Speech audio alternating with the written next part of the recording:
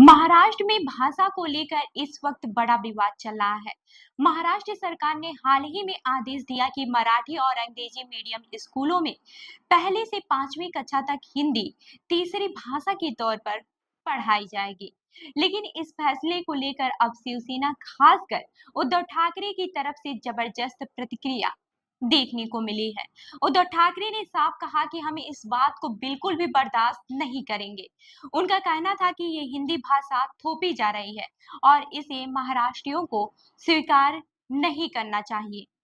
उन्होंने press conference में बताया कि 7 जुलाई को मुंबई के आजाद मैदान में बड़ा धरना होगा।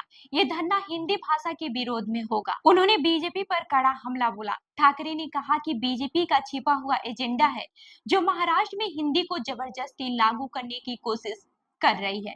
उन्होंने कहा कि देश संघ राज्य है और हर राज्य की अपनी भाषा होती है, इसलिए मराठी को बचाना जरूरी है। वह मानते हैं कि हिंदी कोई बुरी भाषा नहीं है, पर उसे यहाँ जबरदस्ती थोपा नहीं जाना चाहिए। उद्धव ठाकरे ने मराठी भाषा के समर्थकों से भी अपील की है कि वे इस लड़ाई में आगे आए।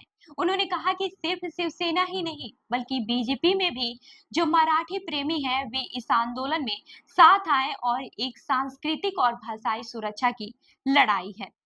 ठाकरे ने एक और बात कही है कि देश के कई राज्यों में हिंदी तीसरी भाषा के रूप में लागू नहीं है, जैसे कि गुजरात, तमिलनाडु और कर्नाटक में।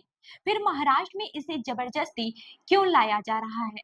उनका कहना है कि ये मराठी भाषा को कमजोर करने की कोशिश है। वहीं विपक्षी दलों ने भी इस फैसले पर बीजेपी पर निशाना साधा और इसे महाराष्ट्र में हिंदी थोपने की कोशिश करार दिया। अब यह मामला इतना गर्मा गया है कि अगले महीने 29 जून को मुंबई में हिंदी विरोधी सभा भी होने वाली है। तो ये विवाद अब एक बड़े आंदोलन का रूप ले चुका है।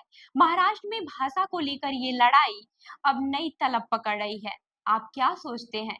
क्या भाषा के नाम पर ऐसा विवाद सही है या नहीं? हमें कमेंट करके जरूर बताएं। और ऐसी ही अन्य खबरों के लिए हमारे चैनल को लाइक करें, शेयर करें और सब्सक्राइब करना ना भूलें। मिलते हैं अगली खबर में। तब तक के लिए देखते रहिए लखनऊ सुपरफास्ट न्यूज। धन्यवाद।